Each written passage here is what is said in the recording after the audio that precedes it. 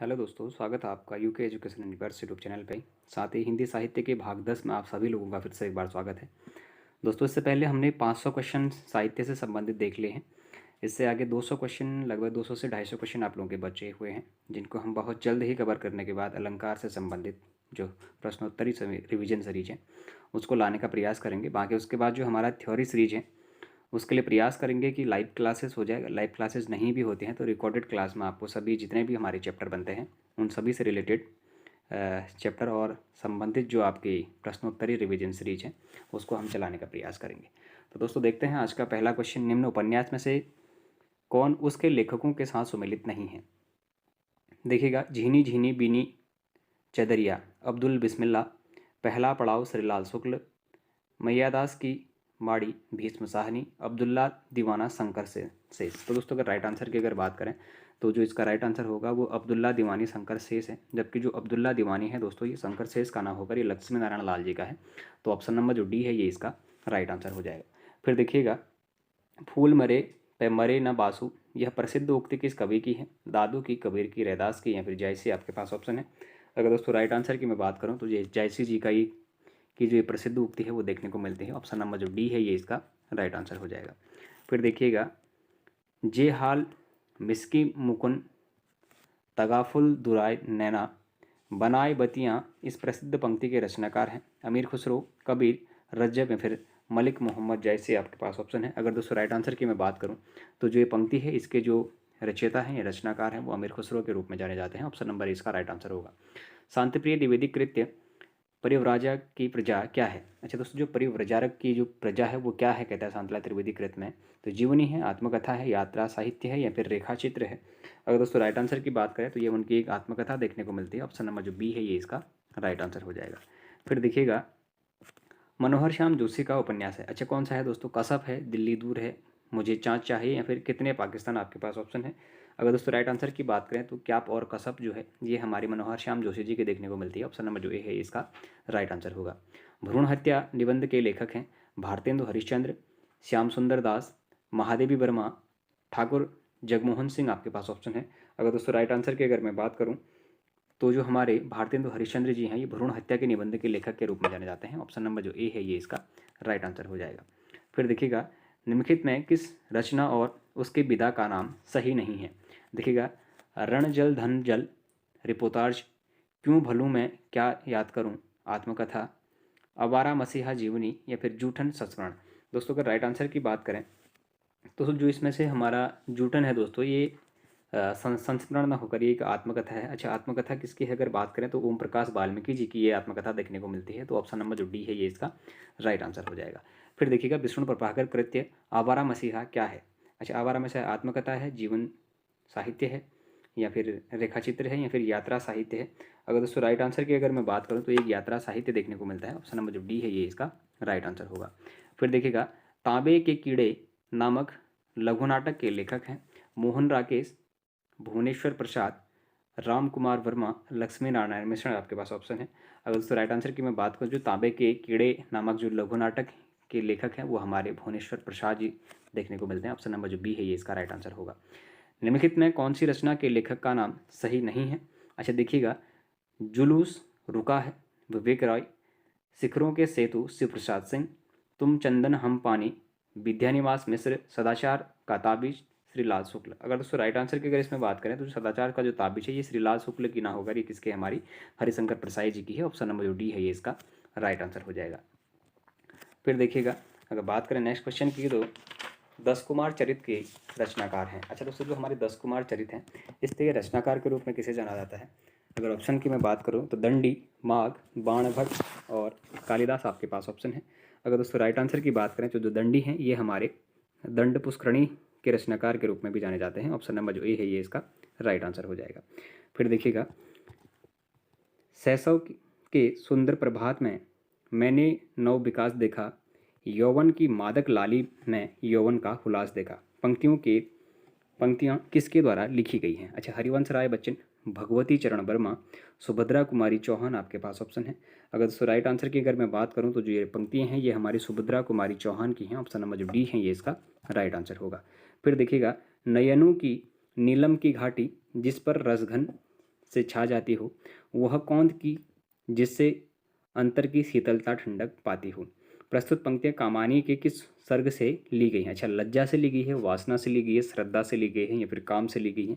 अगर दोस्तों बात करें सही आंसर की तो ये हमारी जो ये कामायनी है उसमें लज्जा से संबंधित ये लाइनें देखने को मिलती हैं। ऑप्शन नंबर ए इसका राइट आंसर हो जाएगा। हिंदी के मार्क्सवाद समीक्षक हैं आचार्य रामचंद्र शुक्ल, डॉक्टर नागेंद्र, डॉक्टर नामवर सिंह या फिर नंद दुलारे वाजपेयी आपके पास ऑप्शन है। अगर दोस्तों राइट आंसर की बात करें, जो मार्क्सवादी समीक्षक के रूप में जाने जाते हैं वो डॉक्टर नामवर सिंह को जाना जाता है। ऑप्शन नंबर जो सी है ये इसका राइट आंसर होगा। निस्सहाय हिंदू उपन्यास के लेखक कौन है? प्रताप नारायण मिश्र, बालकृष्ण भट्ट, लज्जाराम शर्मा या फिर रामकृष्ण दास आपके पास ऑप्शन है। अगर दोस्तों राइट आंसर की मैं बात करूँ, जो हमारे निस्सहाय हिंदू उपन्यास के लेखक हैं वो राधा कृष्ण दास के रूप में जाने जाते हैं। ऑप्शन नंबर डी इसका राइट आंसर होगा। भक्तिकाल के किस कवि ने बरवे नामे का भेद लिखा है? तो रहीम ने, रसखान ने, नंददास ने या फिर कृष्णदास ने। अगर दोस्तों राइट आंसर की बात करें तो जो भक्तिकाल में जो हमारे बरवे नामे का भेद लिखे हैं वो रहीम के द्वारा लिखे गए हैं। ऑप्शन नंबर जो ए है ये इसका राइट आंसर हो जाएगा। फिर देखिएगा, राष्ट्र का स्वरूप रचना के लेखक कौन है? जैनेन्द्र कुमार, हजारी प्रसाद द्विवेदी, हरिशंकर परशाई या फिर वासुदेव शरण अग्रवाल आपके पास ऑप्शन है। अगर दोस्तों राइट आंसर की बात करें तो जो राष्ट्रवाद का स्वरूप है इसके रचनाकार के रूप में हमारे वासुदेव शरण जी को जाना जाता है। ऑप्शन नंबर जो डी है ये इसका राइट आंसर होगा। फिर देखिएगा, ईदगाह कहानी के कहानीकार हैं, अच्छा कौन है? भारतेंदु हरिश्चंद्र, जयशंकर प्रसाद, प्रेमचंद्र या फिर जैनेन्द्र कुमार आपके पास ऑप्शन है। अगर दोस्तों राइट आंसर की बात करें तो जो ईदगाह कहानीकार है ये हमारे प्रेमचंद्र के रूप में जाने जाते हैं। ऑप्शन नंबर जो सी है ये इसका राइट आंसर होगा। निम्नलिखित में से भोलाराम का जीव कहानी के लेखक हैं? प्रेमचंद्र, जैनेन्द्र कुमार, हरिशंकर परशाई या फिर कन्हैया लाल प्रभाकर आपके पास ऑप्शन है। अगर दोस्तों राइट आंसर की बात करें तो जो हमारा भोलाराम का जीव कहानी के जो लेखक हैं ये हमारे हरिशंकर परशाई जी हैं। ऑप्शन नंबर सी इसका राइट आंसर होगा। आधुनिक युग की मीरा निम्नलिखित में से किस कवयित्री को जाना जाता है? अच्छा दोस्तों, आधुनिक युग की मीरा के नाम से किसे जाना जाता है? प्रभा खेतान, महादेवी वर्मा, चित्रा मुदग्गल या फिर मैत्रेयी पुष्पा। ये लगभग क्वेश्चन सभी को आएगा। महादेवी वर्मा को हमारा आधुनिक युग की मीरा के नाम से भी जाना जाता है। ऑप्शन नंबर जो बी है ये इसका राइट आंसर हो जाएगा।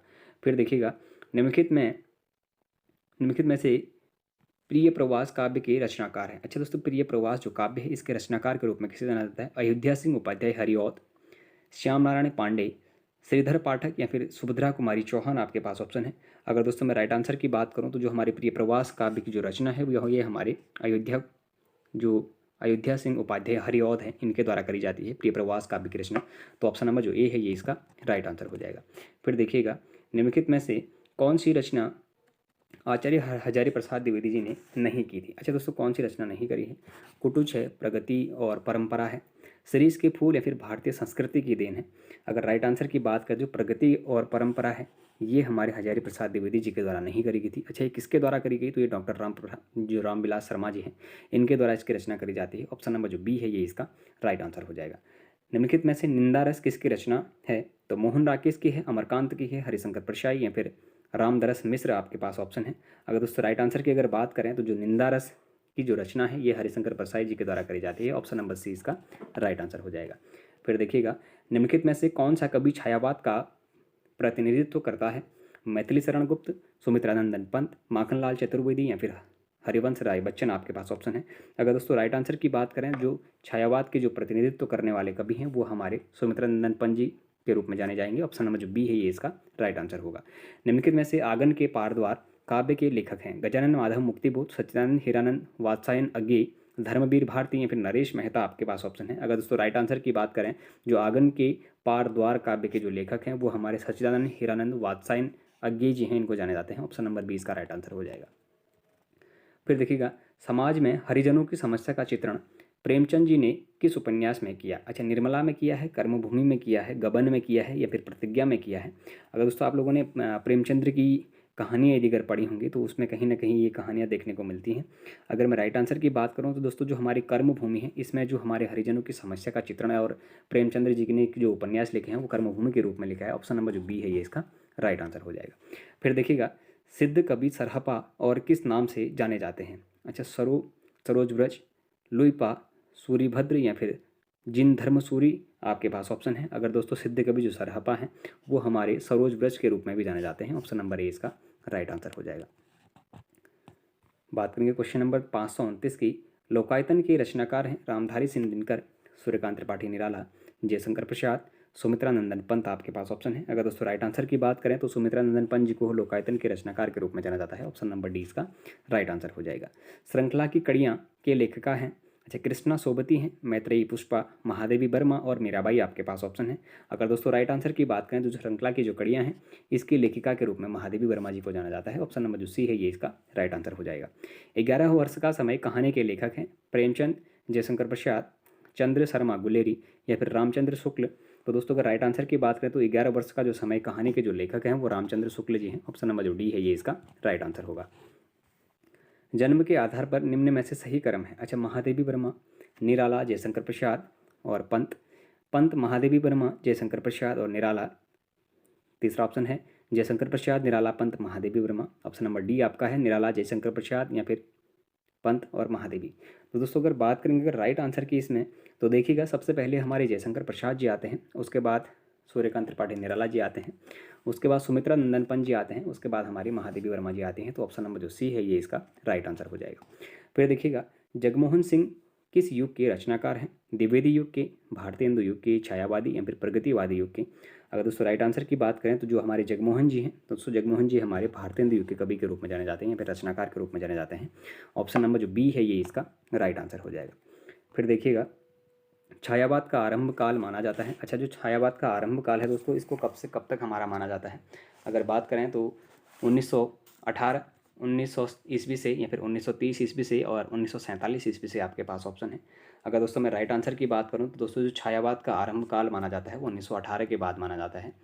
मैंने आपको बताया था 1903 से 1918 के 1920 के मध्य का जो काल माना जाता है इसको हमारा द्विवेदी युग माना जाता है। और जो हमारा छायावाद का आरंभ माना जाता है तो 1918 से इसको आरंभ माना जाएगा, आप लोग इसको ध्यान रखिएगा। भक्तमाल के रचनाकार हैं तुलसीदास, सूरदास, त्रयदास या फिर नाभादास, आपके पास ऑप्शन है। अगर दोस्तों राइट आंसर की बात करूं तो जो हमारे भक्तमाल है इसके रचनाकार के रूप में नाभादास जी को जाना जाता है। ऑप्शन नंबर डी इसका राइट आंसर हो जाएगा। श्रद्धा और प्रेम के योग का नाम भक्ति है, यह कथन है आचार्य परशुराम चतुर्वेदी, आचार्य हजारी प्रसाद द्विवेदी, डॉक्टर गोविंद त्रिगुणायत या फिर आचार्य रामचंद्र शुक्ल, आपके पास ऑप्शन है। अगर दोस्तों मैं राइट आंसर की बात करूं तो आचार्य जो हमारे रामचंद्र शुक्ल जी हैं इनने ही जो हमारे श्रद्धा और प्रेम के योग का नाम भक्ति है यह कथन कहा था। ऑप्शन नंबर डी इसका राइट आंसर हो जाएगा। फिर देखिएगा हिंदी में कठिन काव्य के प्रेत किस कवि को कहा गया। अच्छा दोस्तों हिंदी में जो हमारे कठिन काव्य के जो प्रेत हैं वो किसको कहा गया, आचार्य भिखारी दास को, आचार्य केशव दास को, आचार्य चिंतामणि या फिर बिहारी दास, आपके पास ऑप्शन है। अगर दोस्तों राइट आंसर की बात करें तो जो आचार्य केशव दास जी हैं इनको हमारे हिंदी में कठिन काव्य के प्रेत के रूप में भी जाना जाता है। तो ऑप्शन नंबर जो बी है ये इसका राइट आंसर हो जाएगा। प्रभु जी तुम चंदन हम पानी, जाकी अंग अंग बास समानी, उपयुक्त पंक्तियों के रचयिता कौन है। दोस्तों ये क्वेश्चन लगभग इस जो सीरीज है इसमें 5 से 6 बार आ चुका है। यदि अगर आप लोगों ने भी ध्यान दिया होगा तो कहीं ना कहीं आप लोग भी इस क्वेश्चन को याद कर रहे होंगे कि 2 से 3 बार आप लोगों का ये क्वेश्चन रिवीजन कर चुका है। तो दोस्तों ये जो लाइनें हैं प्रभु जी तुम चंदन हम पानी, ये रैदास जी की हमारी लाइनें देखने को मिलती हैं। ऑप्शन नंबर जो सी है ये इसका राइट आंसर हो जाएगा। फिर देखिएगा रामचरितमानस की भाषा है, अच्छा दोस्तों रामचरितमानस की भाषा भी दूसरे या तीसरे बार आ गया है तो कहीं ना कहीं बहुत अच्छा आपका रिवीजन इसमें देखने को मिल रहा है।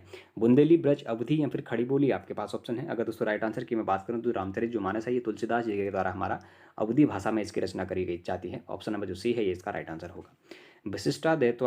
विशिष्टाद्वैत सिद्धांत के प्रवर्तक आचार्य हैं, ये क्वेश्चन भी इससे पहले आया हुआ है। वल्लभाचार्य, शंकराचार्य, कुंभदास या फिर हमारा रामानुजाचार्य, आपके पास ऑप्शन है। अगर दोस्तों मैं राइट आंसर की बात करूं तो दोस्तों जो हमारा विशिष्टाद्वैत है तो दोस्तों विशिष्टाद्वैत हमारा किसके द्वारा लिखा जाता है, ये हमारा रामानुजाचार्य के प्रवर्तक के रूप में इनको जाना जाता है। तो ऑप्शन नंबर जो डी है ये इसका राइट आंसर हो जाएगा। फिर देखिएगा फोर्ट विलियम कॉलेज की स्थापना कहाँ हुई थी। अच्छा दोस्तों फोर्ट विलियम जो कॉलेज है इसकी स्थापना हमारे कहाँ पर होती है, तो दोस्तों मद्रास में होती है, कलकत्ता में होती है, मुंबई में होती है या इलाहाबाद में होती है। यदि अगर आप लोग जनरल नॉलेज पढ़ते हैं यानी कि जनरल स्टडी का अध्ययन यदि आप लोग करते हैं तो कहीं ना कहीं आप लोगों को पता होगा, कब हुई जरूर नहीं पता होगा लेकिन कहाँ पर हुई ये जरूर पता होगा। तो फोर्ट विलियम जो कॉलेज है दोस्तों इसकी स्थापना हमारे कहाँ पर होती है, कलकत्ता में होती है। आप लोगों की जानकारी के लिए एक चीज़ और बता दूँ मैं, इसकी जो स्थापना है दोस्तों वो 10 जुलाई को हमारी 10 जुलाई 1800 को कलकत्ता में होती है। तो आप लोग इसको भी ध्यान रखिएगा। फिर देखिएगा नामदेव का जन्म कहाँ हुआ था, तो बिहार में, महाराष्ट्र में, गुजरात में या फिर उत्तर प्रदेश में। अगर दोस्तों राइट आंसर की अगर बात करें तो इनका जो जन्म है वो महाराष्ट्र में हुआ था। हमारा ऑप्शन नंबर जो बी है ये इसका राइट आंसर होगा। मैथिल कोकिल कहा जाता है रेणु को, नागार्जुन को, विद्यापति को या फिर जयदेव को। अगर दोस्तों राइट आंसर की बात करें तो जो मैथिल कोकिल है ये हमारा विद्यापति को कहा जाता था। ऑप्शन नंबर जो सी है ये इसका राइट आंसर होगा। प्रत्येक देश का साहित्य वहाँ की जनता की चित्तवृत्ति का संचित प्रतिबिंब होता है, किसका कथन है? आचार्य प्रसाद द्विवेदी, आचार्य रामचंद्र शुक्ल, आचार्य नलिन विलोचन शर्मा या फिर आचार्य विश्वनाथ प्रसाद मिश्र आपके पास ऑप्शन है। अगर दोस्तों राइट आंसर की बात करें तो जो हमारे ये कथन है, प्रत्येक देश का साहित्य वहाँ की जनता पर चित्रवृत्ति का संचित प्रतिबिंब होता है, ये कथन जो है हमारा ये आचार्य रामचंद्र शुक्ल जी का है। ऑप्शन नंबर जो बी है ये इसका राइट आंसर हो जाएगा। फिर देखिएगा, निम्नलिखित में से लिखते हैं भवानी मिश्र की रचनाएं हैं। अच्छा दोस्तों, इसमें से भवानी मिश्र की जो रचनाएं हैं वो कौन कौन सी हैं? गीत फरोश अंधायुग, सतपुड़ा के जंगल, या फिर गीत फरोश कमल के फूल, सतपुड़ा के जंगल, या फिर गीत फरोश ठंडा लोहा, या फिर सतपुड़ा के जंगल, ब्रह्म राक्षस ठंडा लोहा, या फिर अंधायुग आपके पास ऑप्शन है। अगर दोस्तों मैं राइट आंसर की अगर बात करूँ तो इसमें गीत फरोश कमल के फूल और सतपुड़ा के जो जंगल हैं ये हमारी भवानी प्रसाद मिश्र जी की रचनाएं देखने को मिलती हैं। ऑप्शन नंबर जो बी है ये इसका राइट आंसर होगा। फिर देखिएगा, कवितावली में तुलसीदास ने किस रूप में कथा का वर्णन किया है? अच्छा दोस्तों, जो हमारा कवितावली है उसमें तुलसीदास जी ने किस रूप में जो कथा है उसका वर्णन किया है? खंड काव्य के रूप में, प्रबंध काव्य के रूप में, नाट्य रूप में, या फिर मुक्तकों के रूप में? अगर दोस्तों राइट आंसर की अगर बात करें तो इसमें जो तुलसीदास ने कवितावली में जो कथा की वर्णन किया है ये मुक्तकों के रूप में किया है। तो ऑप्शन नंबर जो डी है ये इसका राइट आंसर हो जाएगा। फिर देखिएगा, भेजे मन भाजन के उद्धव के आवन की सूजी ब्रज गावनी में पावन जबे लगी, इस पंक्ति के रचनाकार कौन है? तो कुंभन दास, जगन्नाथ दास रत्नाकर, सूरदास, या फिर नंददास आपके पास ऑप्शन है। अगर दोस्तों अगर मैं इसमें राइट आंसर की बात करूँ तो जगन्नाथ दास रत्नाकर जो जी हैं इनके द्वारा ही इन रचना या फिर इन पंक्तियों की रचना करी जाती है। ऑप्शन नंबर जो बी है ये इसका राइट आंसर हो जाएगा। कवि कुल कल्पपत्रु किस कवि की रचना है? अच्छा दोस्तों, कवि कुल कल्पपत्रु जो रचना है ये हमारी किसकी रचना है? केशवदास की है, चिंतामणि की है, वेनी की है, या फिर भूषण जी की है? अगर दोस्तों राइट आंसर की अगर हम बात करें तो जो ये लाइनें हैं ये हमारी चिंतामणि जी की रचना के रूप में देखी जाती हैं। ऑप्शन नंबर जो बी है ये इसका राइट आंसर होगा। फिर देखिएगा, सूर्यकांत त्रिपाठी निराला रचित अप्सरा क्या है? अच्छा दोस्तों, अप्सरा क्या है? उपन्यास है, कहानी है, नाटक है, या फिर कविता है? अगर राइट आंसर की बात करें तो दोस्तों जो हमारी सूर्यकांत त्रिपाठी निराला जी द्वारा जो रचित हमारी अप्सरा है ये हमारे किस रूप में जानी जाती है? एक उपन्यास के रूप में जानी जाती है। ऑप्शन नंबर जो ए है ये इसका राइट आंसर हो जाएगा। प्रकाशन वर्ष के अनुसार निम्नलिखित में से एक गलत है। अच्छा, रंगभूमि 1925, प्रेमाश्रम 1922, कर्मभूमि 1920, या फिर निर्मला 1927 आपके पास ऑप्शन है। अगर दोस्तों राइट आंसर की अगर मैं यहाँ पे बात करूँ तो जो हमारी कर्मभूमि है दोस्तों ये 1920 में न लिखा गया था, बल्कि इसको 1932 में लिखा गया था। आप लोग डेट भी याद रखिएगा, 1932 में इसकी रचना करी जाती है। तो ऑप्शन नंबर जो सी है ये इसका राइट आंसर हो जाएगा। रामकुमार वर्मा कृत बादल की मृत्यु किस विधा की रचना है? अच्छा, उपन्यास है, एकांकी है, कविता है, या फिर निबंध है? अगर दोस्तों राइट आंसर की मैं बात करूं तो यह एक एकांकी देखने को मिलती है। ऑप्शन नंबर जो बी है ये इसका राइट आंसर होगा। ठेले पर हिमालय के लेखक कौन है? हरिशंकर परशाई, नागेंद्र जी, या फिर अमृतलाल नागर, धर्मवीर भारती आपके पास ऑप्शन है। अगर राइट आंसर की मैं बात करूँ तो दोस्तों धर्मवीर भारती जी को हमारे ठेले पर हिमालय के लेखक के रूप में भी जाना जाता है। ऑप्शन नंबर जो डी है ये इसका राइट आंसर हो जाएगा। 8 मास बीते जजमान अब तो करो दीक्षिनादान, उक्ति पंक्तियों में संपादक ने किस पत्र में लिखी थी? अच्छा, प्रताप नारायण मिश्र ने ब्राह्मण में, देवकीनंदन खत्री ने प्रयाग समाचार में, कार्तिक प्रसाद खत्री ने प्रेम विलासनी में, या फिर बालकृष्ण भट्ट ने हिंदी प्रदीप में?